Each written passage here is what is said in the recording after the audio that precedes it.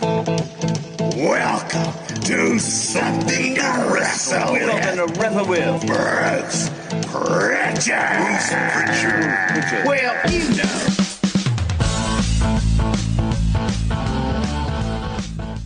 Man, I have no idea what we have next. I mean, I don't know how we're going to talk about this. It's something I've wanted to talk about for a long time. I'm glad it finally won the poll. It's just silliness with a capital S. The Undertaker beat Kane in an Inferno match in about 16 minutes.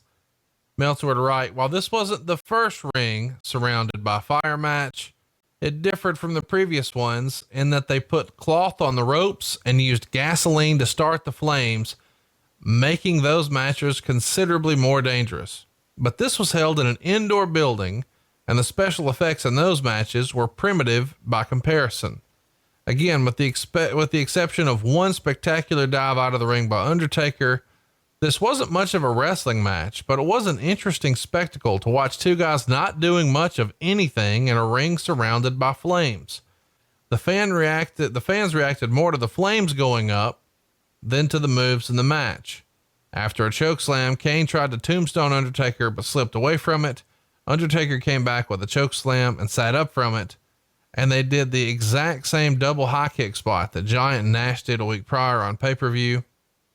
They're all over the place here until eventually Undertaker climbs up and uses a superplex, and throws Kane over the top rope.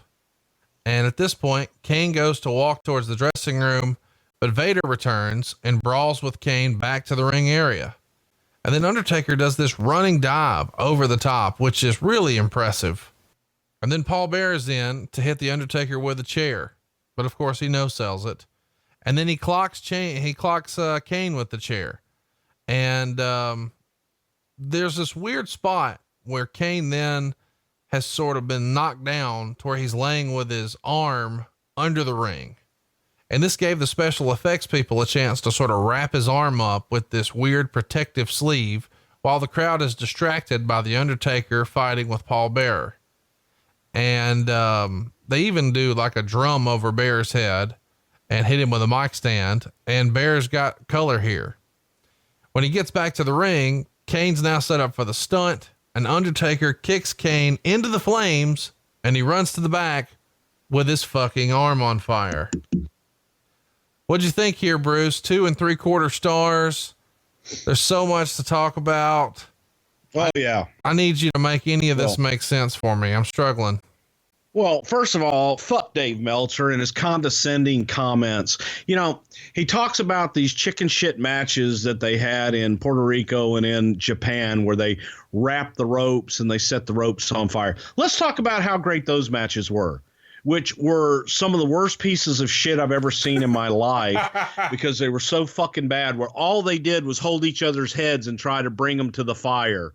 They were worse than god awful. But I guess because they're held in an outdoor stadium in Kawasaki, Japan, they're the greatest fucking thing ever. Oh my God. But they're the drizzling shits. And having been there and witnessed those live, it's some of the worst shit I've ever seen in my life. And even compare this match to those is sad and just pretty much tells you kind of where he's at. And his just jaded comments go up my ass sideways, and it drives me fucking insane. I thought the story, again, it's about two brothers. It's all about Kane and Kane setting things on fire. The story that we told, he was disfigured in this horrible fire that all this time he thought his brother had set, and everything about their relationship is etched in fire. And Kane, that's so much a part of his persona. He wants his brother to feel the heat that he felt in that house when he was burned and disfigured the way that he was. There's a story to it. Okay. That made sense. And yes, it did make sense. Surround them in fire. The match itself was a good match. The story is you're talking about being surrounded by fire. You can't do spots on the ropes and do these different things. The whole object is to set your opponent on fire. Again, hey, Look, folks, that's a little far. Okay. I'm with you there. Okay. We're doing this now, man. I'm with you there on that one. However, the absurdity of the story and the absurdity of the ring surrounded by fire, it makes sense. Don't apply logic to an illogical situation here, folks. It's entertainment. The match itself, I thought that they told a good story working towards it and getting outside and doing everything that they did. I thought they did a really good job. And adding to that, because we got there the night before, nobody really knew what the hell to expect with this ring surrounded by fire. We had the special effects people build this and they put it all together, but we had to see it beforehand to really understand what the hell are we going to do with it? How do we get to the finish? I don't know that a whole lot of thought was given to the finish and how you get there until a couple of days before. You know, we had talked to special effects people. We had talked to experts in this field of setting people on fire. And we knew that it could be done. It was just, how do we get there? And you're doing it on a live stage where you don't have curtains to be drawn and you don't have a point where you can say, okay, cut, bring a stunt man in and let him do it. And no, we had to do it with a guy who's an athlete, who's sweaty in real world time, and just, he's not a trained stunt man. And we couldn't switch someone out to do it. You had to do it with him. You had to do it with Kane. You had to do it where you're surrounded by people on four sides. So there's a lot of challenges. And that's why when people criticize it, I'm like, fuck you. You try and do it. You try and pull this off with the same parameters and the same limitations that we had to try and pull this thing off. Bruce, I think you're missing the point where everybody thinks it's ridiculous. Like, it's not that you didn't pull it off. It's, why did you fucking do it? Well, because their whole relationship was built on fire, and that Kane was disfigured by a fire that was started by Undertaker. He's going to make his brother feel that same pain and set him on fire. Well, let me ask you this though. Why didn't y'all have like a rape match for when Triple H raped Katie Vick? I mean, you could have had a rape match. Triple H didn't rape Katie Vick. That was Kane allegedly.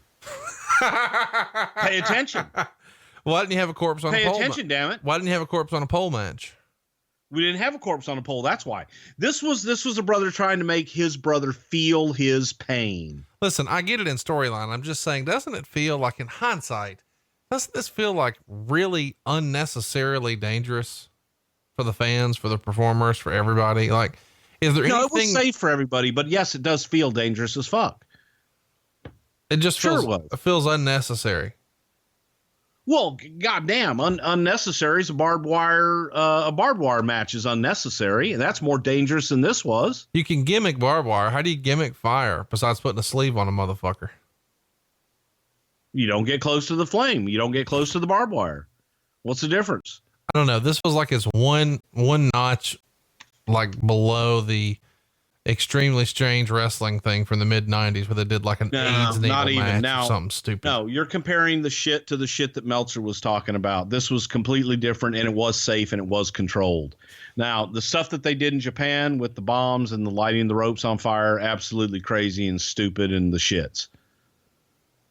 But this happened under Vince's watch, so this is good. This happened with trained experts that were controlling everything. So yes, I didn't realize it was different. It was safe. Otherwise, dude, there's not a fire marshal in the world that would have approved it if it was unsafe. Yeah, but you've told us before you just pay off the fucking fire marshals. No. I've never ever said that. Oh, I'm sorry. You'd take a walk. No. Fire marshal was there. The fire marshal approved it. The fire marshal was there the night before, and we had a team of experts and stunt people and experts that do this, that were there every single step of the way. And I bet that it was completely safe. It was designed to look extremely dangerous. That's the beauty of it. Did the fire marshal dangerous? Did the fire marshal enjoy Boca Raton? I don't know. The fire marshal was there. The fire marshal enjoyed the match and loved the fact that how safely we pulled it off. I love that you guys have open flames near fans. It's so safe. I love it. But again, we had people on every single corner. We had it covered 9 ways from Sunday. Just because you didn't see it and it looked dangerous, that's the illusion we're trying to create. Here's what I want. That it was extremely dangerous. We had people under the ring with fire extinguishers.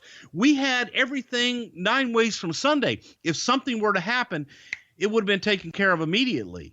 Yes, it was dangerous. That was the illusion, was to create danger. It's no different than David Copperfield trying to create an illusion of danger. That's what we did. It was safe. Describe the scene to us when you're sitting around and Vince Russo pitches, "What if?" Well, it might have been from my fucked up head as far as kind of in telling the whole Undertaker Kane story where we got to. And I think Russo kind of took it to this point. But yeah, it might have been my suggestion of different things you could do. And Vince McMahon, that's why I always say you got to be careful what you suggest sometimes, because by God, next thing you know, it's going to actually happen. And then a lot of times we would schedule things, book things, and then try and figure it out after the fact. And that's kind of where we were here. We did, and we figured it out, and it was 100% safe. Looked dangerous as hell, but it was safe. And I thought it told, a good story of 2 brothers that hated each other and one brother wanting to feel his pain. Now, it made me think of a story that you will chuckle at, because years later, do you remember the time that we set JR on fire? Kane set JR on fire in the office? Yes. Okay.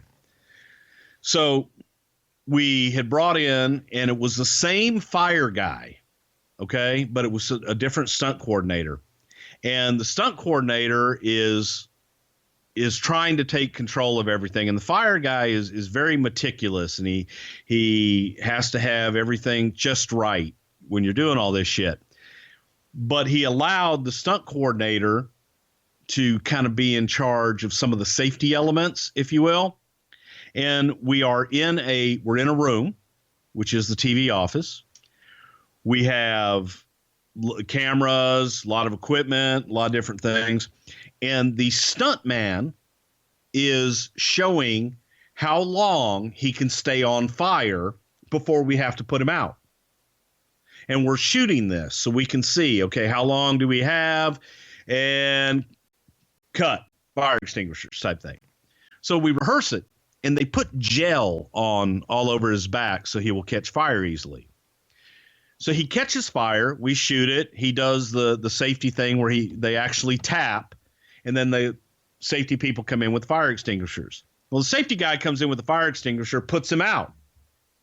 And then he turns to Vince, goes, "Hey, Vince, how'd you like it? Was that good? Was that good? Did you like it? Was that good?"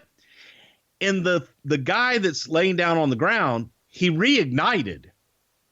Like, they didn't get all the fire out. And he's on fire. And he's grabbing the safety guy by the leg and tapping and pulling and telling him, "Hey, hey, hey." And the safety guy is just shrugging him off and going, "Hang on, man, I'm talking to Vince. I'm talking to Vince." He's like, "Hey, hey, get me." He goes, "Hang on, I'm talking to Vince." And the flames are like 4 feet high. And it's like, "Hey, dumbass, he's on fire. Put him out." Turns around and goes, "Hey, what happened?" That was our safety guy. And that one was a little bit kabuki-ish. So, but he didn't do this one. The fire guy did this one and was extremely safe.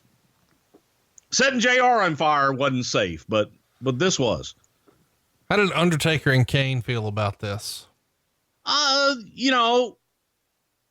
They were fine once they got there and figured out how it was all being done. But working inside the ring, it was hot as shit. You're surrounded by fire, and it was hot as shit, but they knew what they had to do and took precautions and weren't in there for a long time by design. And It was Undertaker's idea to do the big leap after Vader and Kane came out, but they were cool with it. You know, at first they're like, okay, when they first heard about it, okay, how the fuck do we get out of this? Like, oh, we'll set Kane on fire. Don't worry about it. Oh, okay. Who's in charge of raising the flames? Jerry Briscoe. Well, there's a guy there. There was actually, if you go back and when you watch the match, you'll see the guy sitting next to Jerry Briscoe. When Paul Bearer goes over and is giving Briscoe shit, that guy is the guy that he was a stunt coordinator. He was there that actually raised the flames, but Jerry Briscoe was there telling him when to hit the high flames on spots and everything. And that was actually a Briscoe idea that we came up with the night before when they were in the ring. And Jerry was like, okay, what can this do? And we did the flames. And, he came back. What if on these big bumps, the flames come up? And that was a Jerry Briscoe deal. When did these guys sort of walk through the match? I mean, is it that day? They don't really know what this is going to look like till they get there, and they have to plan all of this way in advance, right? That day? Night before. Okay. We had it all. We had the entire arena set up the night before because we had to run a pipe of natural gas to the ring or propane or whatever the hell it was. But we had to run a pipe all the way to the ring to feed these contraptions that did the fire. How was Vince with all of this day? God damn, I love it. More flames. Give me more fire. He liked it. He thought it came off. I think everybody was relatively pleased with it. I thought that this one was the best of the two that we did. The second time when they caught Kane's leg on fire, didn't like it as much, but it was what it was. Let's talk a little bit about this as a gimmick match. Where do you rank it? It's the first and last time we ever saw it. Can't be high. Where is it? No, we did another one. We did a second one. But it was, I don't know that I would want to book it again. You know, it's kind of hard to top, and once you've seen it, I think you've seen it. So it's not like a cage match that you want to see two other guys in it. There's only so many people that you can put in a set them on fire match. Okay. You know, it makes sense. It's got to make sense. I had totally blocked out the match with MVP. Well, you see, there you go. I think we all did, but I knew there was another one.